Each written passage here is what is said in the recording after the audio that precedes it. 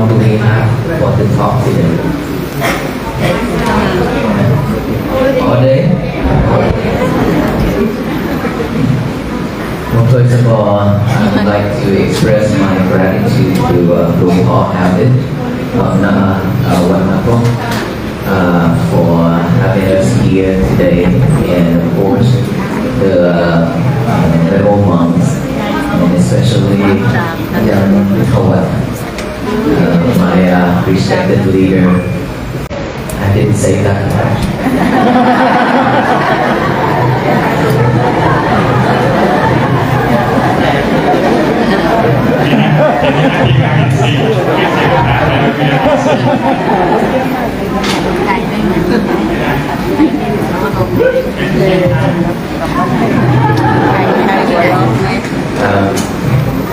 and of course, I pay gratitude and appreciation to all my brother monks who walk for peace. These are the Venerable monks who walk with us in the United States and Sri Lanka. And of course, Ajahn Abdul, who I walked with in 2022 along with Ajahn Nakprok in India and Nepal. 2022, I had a chance to join the Dhamma along with Ajahn Nakprok. He allowed me to walk with him and the team in India and Nepal. That is my first time ever in my life walk that much.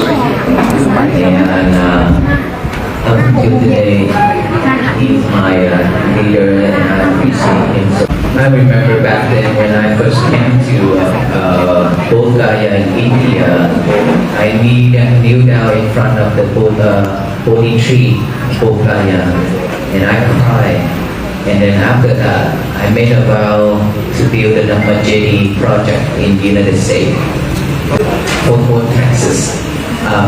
So by that time, because the reason why I made that vow is because I listened to Dhamma talk online. And when I listened to Dhamma talk online, I found out that it's misleading. So the Dhamma talk is not about the Buddha teachings. And I was an engineer, IT engineer during that time. And I think I still have some type of knowledge. But then when it comes to the Buddha teachings, I don't have any knowledge to understand what's the right, what is the wrong Dhamma.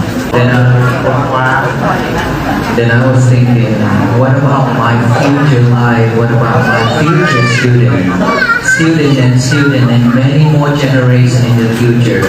What if they don't understand the true Dhamma? If they don't know the true Dhamma, what is going to happen? For that reason, I want to do something to support the Buddha Sasana by making a vow to build a Dhamma Jetty to inscribe all the Buddha teachings on stone and bronze.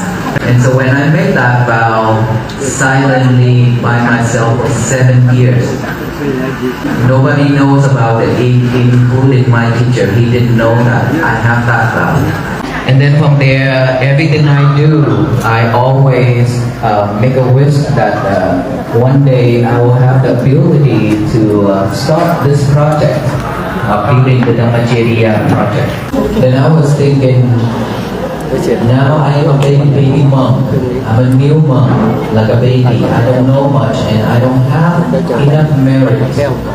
It's very difficult for me to take on this journey of building the Dhamma Jetty. And so if I have any chance to support my vow by doing anything, I would join and do it, even if I have to sacrifice my life. And in 2022, Vesaka Day, full moon, I publicly announced the Dhamma Jetty project. Full moon of 2022, I publicly announced the vow. I made that vow to the public in front of 180 Venerable monks all over the world on the sacred land of that Dhamma Jetty project. I kneeled down in front of the Mahasangha and made a vow. I said, Respected Mahasangha, I am Venerable Paññākāra Bhikkhu. I am here in front of the Sangha. I'm in front of the Mahasangha. I'm making this vow that if within this lifetime, if I am lack of merit, I cannot finish this project, I wish I will reborn and reborn and reborn again and again until I get this project completed. During that time, Lung Po Samdet Mahathirajaan, Lung Po Samdet Mahathirajaan, along with Ajahn Pawat, came to United States and stopped by our monastery and visit and blessed. And that is my first time ever that I met Ajahn Pawat. And when seeing him in front of my eyes at my temple, and I asked him, can I join the Dhamma Yatra? He said, "Come."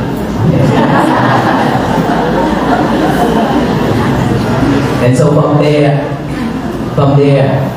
I got him and Chantin and all the venerable monks told me I have to practice walk every day before I join the walk. And then after that, and I walk every day, I don't have time to practice.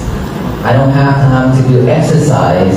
So every day I just work like that. I didn't practice.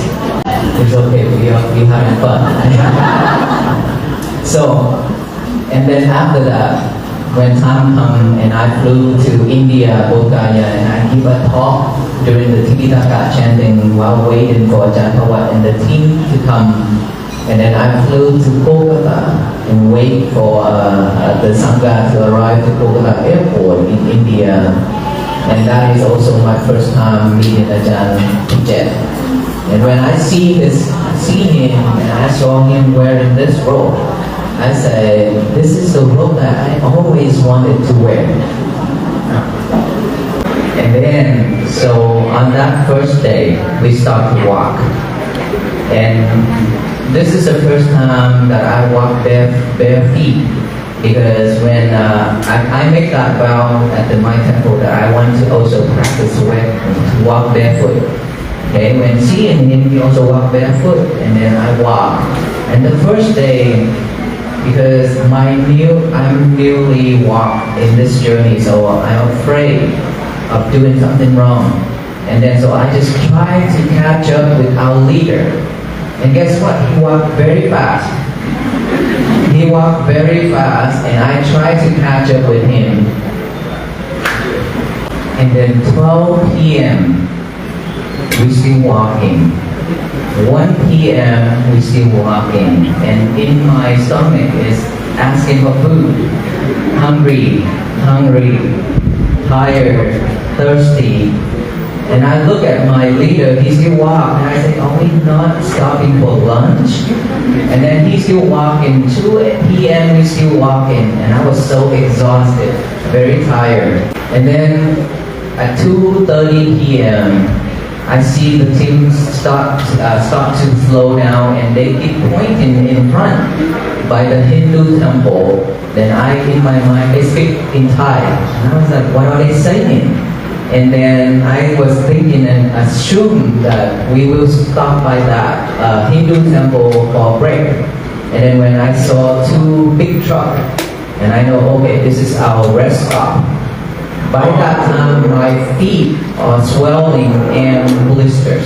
When seeing the Hindu temple, I was so happy. I was so happy, but then look at the road from the highway to go to the Hindu temple is about 200 meters. But I see all gravels like this small and big everywhere. And so when seeing that road, and my tears stopped to shed because I cannot walk anymore.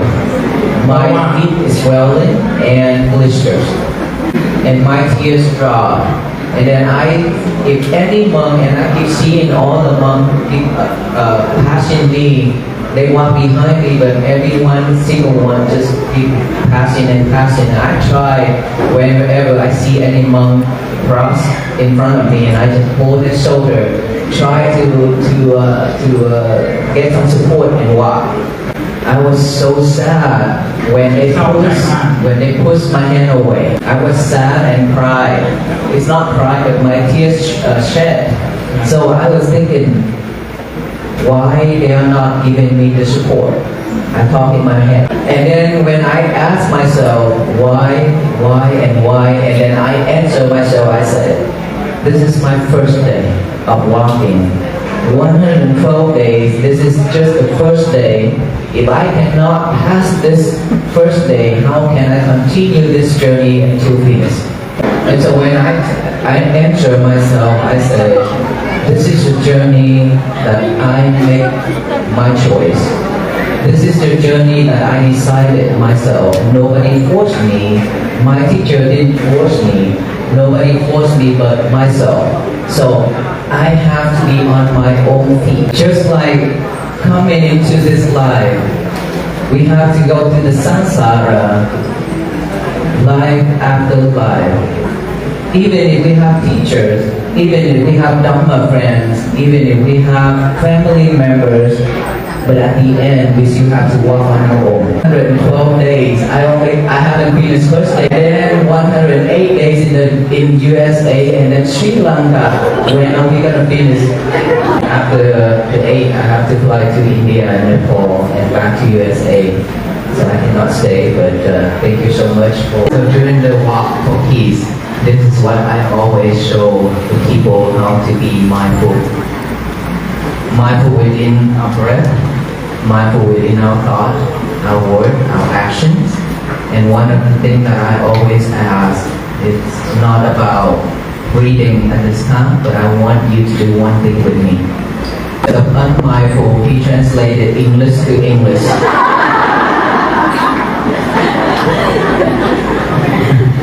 Put your left hand over your heart, and then the right hand on top of that left hand. Just relax, take a deep breath. Now I want you to feel each and every heartbeat. Just feel it, pay attention to your heartbeat and feel it. Or you just imagine yourself, remember your face within your heart. Give yourself a smile. Thank you. May you be well, happy, be peaceful.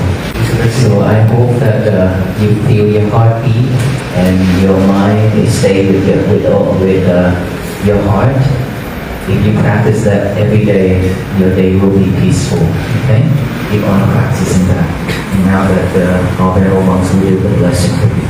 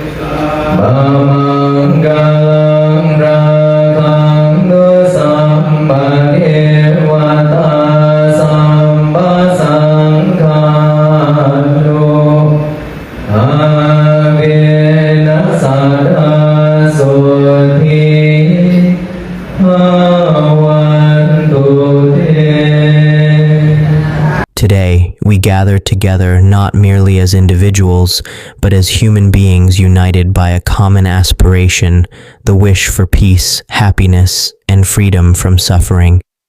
In a world filled with noise, distractions, and uncertainty, true peace cannot be found outside of us. The Buddha taught that lasting peace begins within our own minds. When the mind is free from anger, greed, and hatred, peace naturally arises. Each thought of kindness, each word spoken with compassion, and each action performed with wisdom becomes a step toward a more peaceful world. The transformation of society begins with the transformation of the individual heart. Today, as peace bracelets are offered, let them be more than simple bracelets. Let them become symbols of our commitment to peace. Whenever we look at them, may we remember to pause, be mindful, speak kindly, and act compassionately toward all beings. The Buddha reminded us that hatred is never overcome by hatred. Hatred is overcome only by loving kindness. Therefore, let us cultivate hearts filled with goodwill, forgiveness, patience, and understanding. May this gathering inspire us to become ambassadors of peace in our families, communities, and nations. May the peace we nurture within ourselves spread outward to all beings without exception. May all beings be free from suffering. May all beings be safe and protected. May all beings be healthy and joyful. May all beings live in peace. Thank you. Sadhu, sadhu, sadhu.